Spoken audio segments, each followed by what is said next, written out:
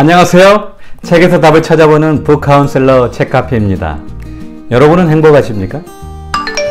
오늘은 행복이라는 주제로 이야기를 하려고 합니다. 사람들이 사는 대부분의 이유가 바로 이 행복이라고 합니다. 일을 하는 이유도, 돈을 버는 이유도, 결혼을 하는 이유도 행복하기 위해서랍니다. 그러면 행복이 무엇일까요? 우리나라 헌법 10조에 행복을 추구할 권리가 있다고 헌법에까지 기록된 이 행복이 과연 무엇일까요? 행복이라는 사전적 의미는 생활에서 충분한 만족과 기쁨을 느끼어 흐뭇한 상태를 나타낸다고 합니다. 그러니까 행복이라는 것은 나의 감정과 연결된 단어인 것입니다. 호라티우스라는 사람이 행복에 대해서 이렇게 말했습니다. 사람들은 행복을 찾아 세상을 헤맨다고 그래요. 그런데 행복은 누구의 손에든지 잡힐 만한 곳에 있다는 것입니다. 그러나 마음속에 만족을 얻지 않으면 행복을 얻을 수 없다고 말했습니다. 이 호라티우스도 행복을 우리의 마음, 즉 감정과 연결하였습니다. 행복은 거대한 것이 아닙니다. 생활에서 느끼는 흐뭇한 상태, 그 감정이 행복인 것입니다. 여러분 언제 행복했는지 곰곰이 한번 생각해 보시기 바랍니다. 물론 다 다를 것입니다. 그런데 행복하다고 말하는 사람들의 이 글을 보면 너무 평범합니다. 가족이 외식을 할 때 행복하더라. 사랑한다는 말을 들을 때 행복을 느꼈다거나 작은 도움을 받았을 때 이 감정을 느끼는 것입니다. 잠자리에 들 때도 때로는 해지는 풍경을 볼 때 이 행복이라는 상태에 있는 것입니다. 너무 평범한 가운데서도 행복을 가질 수 있다는 것입니다. 그런데 우리의 행복을 좌우하는 가장 중요한 것이 무엇인지 아십니까? 하버드 대학교 의과대학 정신과 교수인 로버트 윌딩어는 그의 연구팀과 행복에 대해서 75년간 추적 연구하였습니다. 연구 주제가 무엇이 행복을 결정하는가였습니다. 이 연구는 역대 최장 기간에 걸친 인생 연구였습니다. 1938년부터 무려 75년간 남성 724명의 인생을 추적했습니다. 연구 대상에는 하버드 대학교에 갓 입학한 학생도 있었고 보스턴의 가난한 지역에서 사는 소년들도 있었습니다. 해마다 그들의 직업과 가정생활, 건강 상태에 관한 설문조사를 한 것입니다. 최초의 연구 대상의 724명 중 60여 명이 생존을 했고 지금도 연구에 참여하고 있다고 합니다. 이 연구가 특별한 것은 행복은 부남, 성공, 명예 혹은 열심히 노력하는데 있지 않다고 합니다. 75년간의 연구에 얻은 결과가 뭐냐면 좋은 관계가 우리를 건강하고 행복하게 만든다는 것입니다. 조사 시작 때 대상자의 삶의 목표는 대부분 부와 명예였다고 합니다. 하지만 이들이 50세 이후에 이르렀을 때 행복하고 건강한 삶의 조건으로 인간 관계를 가장 중요하게 꼽았다는 것입니다. 그러면 여러분 스스로 이런 질문을 해보시기 바랍니다. 여러분은 행복하십니까? 이 연구에 의하면 여러분의 행복은 여러분이 맺고 있는 인간관계에 달려 있음을 알 수 있습니다. 그렇다면 행복이라는 주제에 대해서 이런 질문이 더 와 닿는지 모릅니다. 여러분은 좋은 관계를 가지고 있습니까? 여러분의 배우자와의 관계는 좋습니까? 여러분의 자녀와 부모님과의 관계는 좋습니까? 형제들과 그리고 또는 친구들과의 관계가 좋습니까? 좋은 관계가 우리를 건강하고 행복하게 만든다는 것입니다. 오늘 우리가 살펴보는 책 타인의 영향력에서 이 행복에 대해서 언급하고 있습니다. 이 책에 의하면 우리가 하는 모든 일이 심지어 의사결정까지도 타인의 영향을 받는다는 것입니다. 그런데 제가 눈여겨본 부분이 있습니다. 바로 우리의 감정도 다른 사람의 영향을 받는다는 것입니다. 여러분의 감정이 다른 사람의 영향을 받는다고 이 책은 말하고 있습니다. 이것을 이 책에서는 감정 전염이라고 말하고 있습니다. 한번 보실까요? 전염성 있는 감정을 연구한 선구자 중 한 사람으로 셰필드 대학교의 심리학 교수 피터 토터델이 있다. 토터델이 처음부터 전염성에 주목한 것은 아니었다. 처음에는 간호사와 경찰관 같은 교대 근무자의 일주일을 연구하면서 근무 시간의 심리 상태가 어떻게 변하는지 살펴보았다.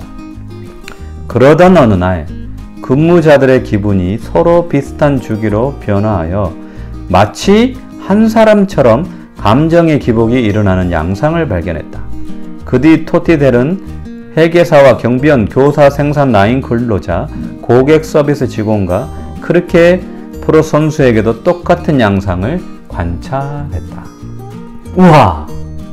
제가 이 글을 보면서 놀란 것이 함께 근무하거나 운동하는 사람들 간의 기분이 서로 비슷한 주기로 변화한다는 것입니다. 왜요? 감정이 전염되기 때문입니다. 그리고 이 책은 우울증도 전염이 된다고 그럽니다. 인간이 분노와 불안 같은 감정과 기분 또는 만족감이나 슬픔처럼 더욱 지속적인 심리 상태를 점령시킨다는 개념은 과학적으로 새로운 개념이 아니다.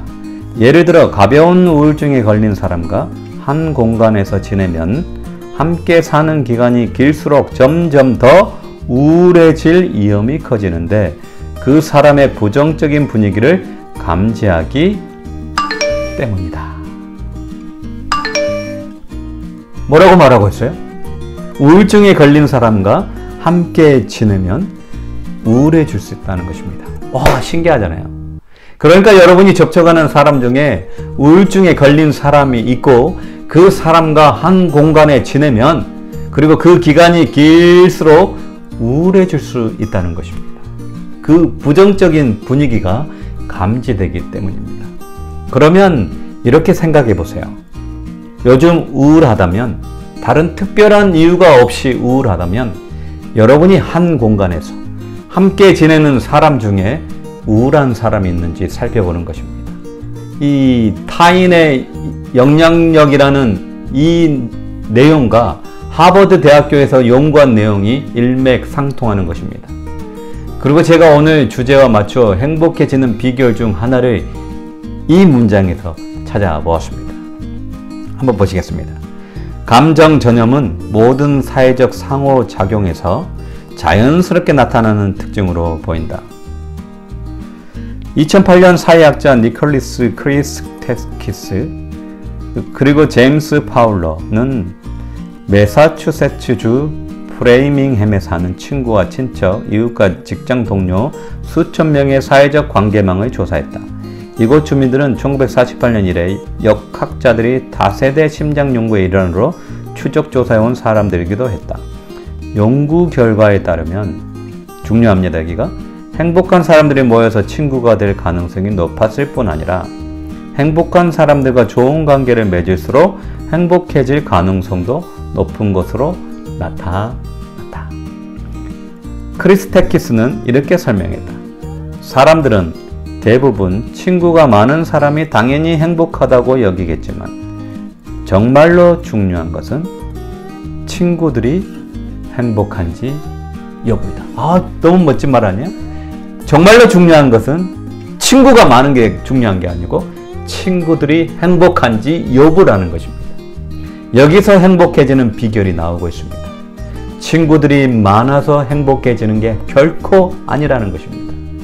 여러분들의 친구들이 행복하면 행복해진다는 것입니다. 그래서 돈이 있어도 불행할 수 있는 이유가 여기에 있는 것입니다. 친구가 많아도 불행할 수 있는 이유가 여기에 있는 것입니다. 무엇인가를 많이 소유하고 하고 싶은 것을 다 할 수 있어도 행복하지 않은 이유가 여기에 있는 것입니다. 정말로 중요한 것은 친구들이 행복한지 여부인 것입니다. 즉 여러분과 연결된 사람들의 행복의 여부가 여러분의 행복과 연결된다는 것입니다. 오늘 행복해지고 싶다면 행복한 사람들을 만나시기 바랍니다. 친구들을 만나고 왔는데 행복한 감정이 들지 않았다면 그 친구들의 행복 여부를 한번 생각해 보시기 바랍니다. 대신에 대단한 걸 하지 않았음에도 낄낄 그리고 호호 행복의 감정을 여러분들이 느끼고 왔다면 여러분이 만나는 친구들이 행복했기 때문일 것입니다. 책카피 구독자 여러분, 행복해지고 싶습니까? 여러 가지 행복해지는 방법과 비결이 있지만 오늘 타인의 영향력에서 주는 한 가지 비결은 행복한 친구를 두는 것입니다. 친구가 행복하면 여러분이 행복해지는 것입니다. 북 카운셀러 책카피였습니다.